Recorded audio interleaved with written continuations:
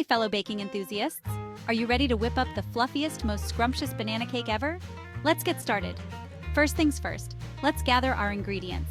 You'll need 3 ripe bananas and make sure they're nice and spotty because that's where all the sweetness is. You'll also need 3/4 of a cup of sugar, half a cup of melted butter, 2 eggs, a teaspoon of vanilla extract, 2 cups of flour, 1 teaspoon of baking soda, and a pinch of salt. Now let's preheat our oven to 350 degrees Fahrenheit. This ensures our cake will bake evenly and come out just perfect. While the oven's heating up, let's mash those bananas. Grab a fork and go to town on them until they're nice and mushy.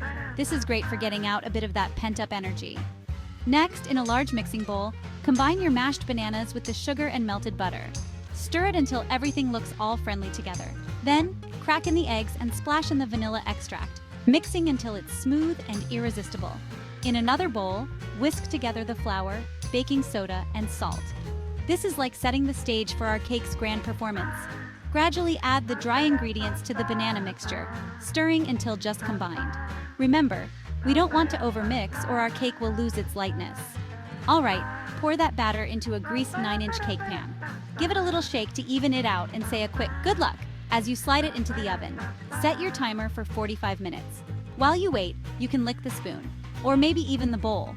No judgment here. Ding, that's our timer. Insert a toothpick into the center of the cake.